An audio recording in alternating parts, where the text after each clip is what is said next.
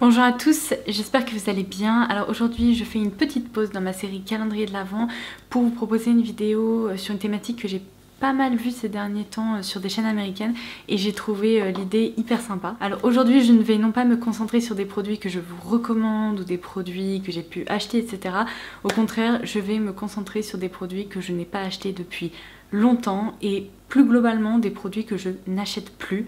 Je vais vous expliquer pourquoi. C'est vrai que lorsqu'on est beauty addict, déjà nos goûts changent, nos habitudes évoluent un peu, mais au-delà de ça, il y a vraiment des produits, après les avoir testés, j'ai réalisé qu'ils n'étaient pas du tout faits pour moi, ou alors je suis sortie de certaines mauvaises habitudes. Et donc j'ai fait une petite liste comme d'habitude sur mon téléphone et j'ai 10 produits ou catégories de produits dont j'ai envie de vous parler et que vous ne verrez définitivement pas dans des hauls, etc. puisque comme je vous le disais, je ne les achète plus. Alors ça m'intéresse vraiment de savoir ce que vous n'achetez plus en matière de beauté. N'hésitez pas à laisser un petit commentaire ci-dessous pour partager tout ça avec nous. Je suis vraiment curieuse de voir quels sont les produits qui sont très populaires et au contraire ceux qui vraiment ont été délaissés. Donc écoutez, c'est parti. Lorsque j'ai commencé à préparer cette vidéo, j'ai pas du tout dû me creuser la tête par rapport au premier produit. Je savais immédiatement ce dont j'allais vous parler.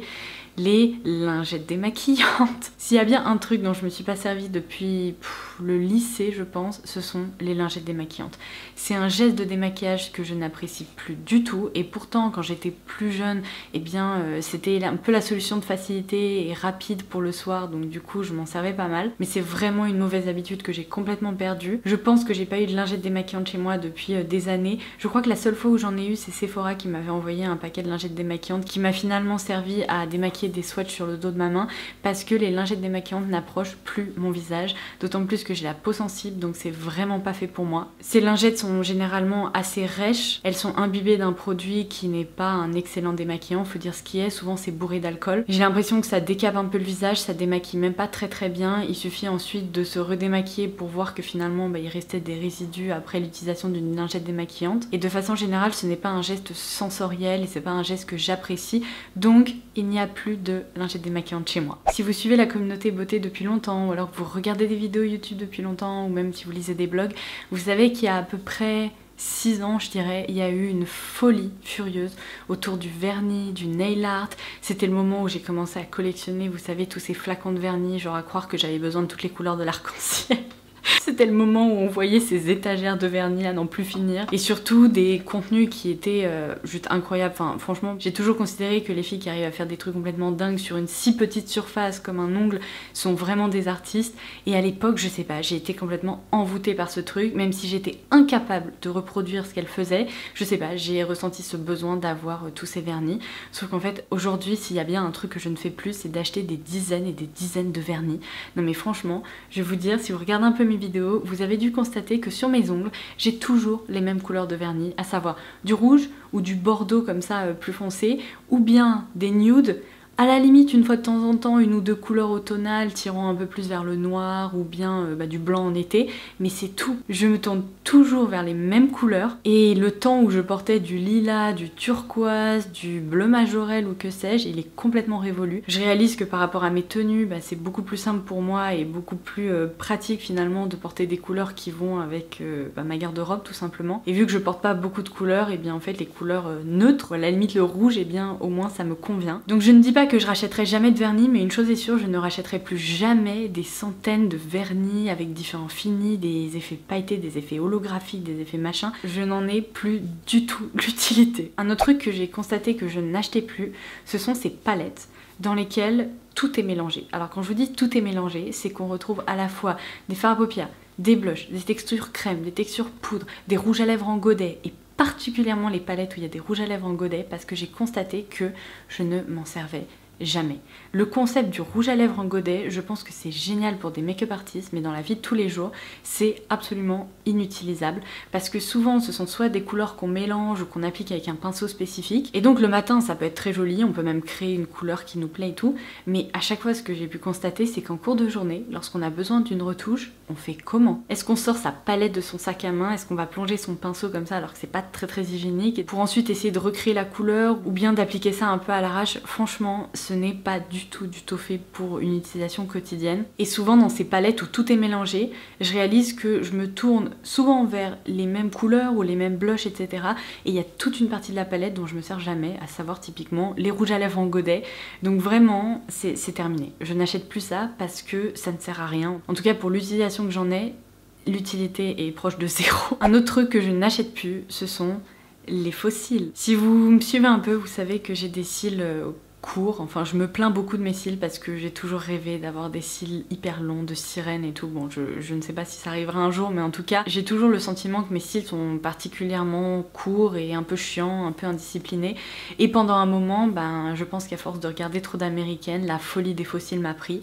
Et en fait, j'ai très vite réalisé que non seulement je passais une plombe à les poser, parce que on a beau trouver des petites techniques, laisser un peu sécher la colle et tout, ça nécessite quand même un peu de travail pour les poser correctement. Sachant que je suis porteuse de lentilles, que j'ai les yeux sensibles et que parfois j'ai un peu de larmes dans le coin interne de l'œil, et bien j'avais toujours un faux cil qui finissait par se décoller ici. Non mais insupportable. Et de façon générale, le problème c'est que, encore une fois, je suis porteuse de lentilles et lorsque je porte des faux cils, j'ai vraiment le sentiment que ça appuie comme ça sur mes paupières et en fait ça les affaisse au fur et à mesure et en fin de journée c'est juste une catastrophe. J'ai l'impression d'être encore plus fatiguée que je ne le suis réellement parce que toute la journée il y a ce truc qui m'a appuyé sur la paupière pour vraiment la fermer entre guillemets. Et du coup les rares fois où je porte des faux cils, eh bien j'essaye d'opter pour des bandes qui sont transparentes, surtout pas les bandes noires qui sont un peu épaisses et lourdes. Vraiment les bandes transparentes ce sont celles que je supporte à peu près. J'essaye d'opter pour des faux cils qui sont pas complètement extravagants parce qu'en fait j'ai aussi réalisé que eh bien les faux cils qui arrivent jusqu'ici c'est quand même un peu étrange sur ma forme de visage et par rapport à mes cils naturels. Et donc à part pour de rares événements où il m'arrive de temps en temps de me faire un petit kiff et de porter des faux cils,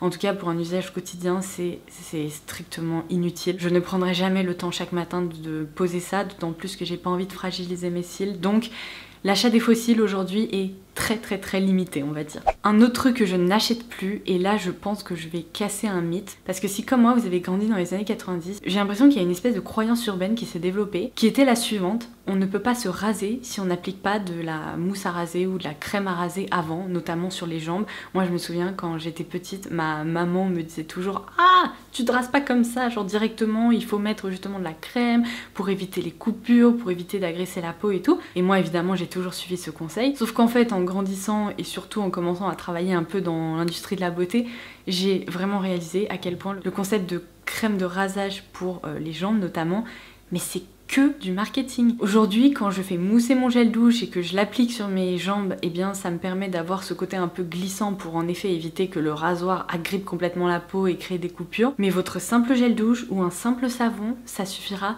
largement à vous raser les mollets ou les jambes, peu importe. On n'a vraiment pas besoin d'un produit spécifique pour ça. Vous avez déjà un produit dans votre douche dont vous pouvez vous servir et détourner un peu son utilisation justement pour vous raser.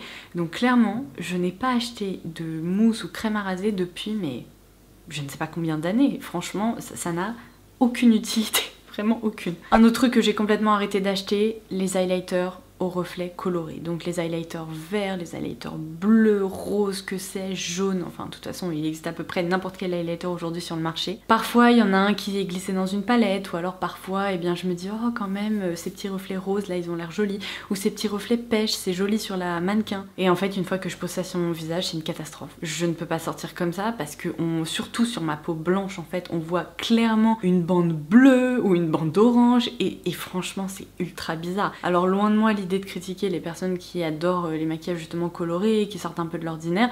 Je suis sûre que ça va très bien à certaines personnes, seulement moi je me maquille de façon quand même assez classique et même lorsque j'opte pour de la couleur c'est quasi uniquement sur les yeux et pas sur le visage. Donc vraiment ce genre d'highlighter, j'ai donné, c'est pas fait pour moi, j'arrête d'en acheter. C'est fini. Autre catégorie de produits que je n'achète plus du tout. Alors là vous risquez de me dire t'es trop bizarre, moi il y en a que j'adore, mais les shampoings secs. Les shampoings secs, je suis arrivée à la conclusion que c'est un produit qui n'est pas du tout fait pour moi. Je vous explique pourquoi. Je pense que le shampoing sec, lorsqu'on a les cheveux qui regressent, etc., ça peut en effet être hyper pratique, surtout quand on cherche à espacer les shampoings. Le problème, c'est que moi, mes cheveux ne graissent quasiment jamais. Je pense que pour que mes cheveux commencent à graisser, il faut qu'on soit en plein été, qu'il fasse 32 degrés pendant une semaine, et au bout peut-être de 5-6 jours, je commencerai à me dire oh tiens, il faut que je me lave les cheveux. Mais en fait, mon problème principal avec mes cheveux, c'est qu'ils se déshydratent beaucoup plus vite qu'ils ne regressent. Vous voyez ce que je veux dire? Donc en fait, quand je me lave les cheveux, c'est plutôt pour les réhydrater, pour éviter les frisottis, pour leur redonner un petit coup de boost, plutôt que pour éliminer les excès de sébum. C'est peut-être un des avantages d'avoir la peau sèche, mais du coup j'ai bien évidemment déjà utilisé des shampoings secs ou alors essayer de détourner un peu leur utilisation pour rafraîchir une coiffure, pour apporter du volume ou pour gagner une journée supplémentaire avant un lavage. Et en fait ma conclusion à chaque fois, peu importe la marque que j'utilise, le produit que j'utilise, même s'il y en a certains qui sont vraiment pires que d'autres, je déteste la sensation que laisse le shampoing sec dans les cheveux. Alors déjà c'est vrai qu'il y a certains produits qui sont meilleurs que d'autres par rapport à l'espèce de film blanc qu'ils laissent en racine.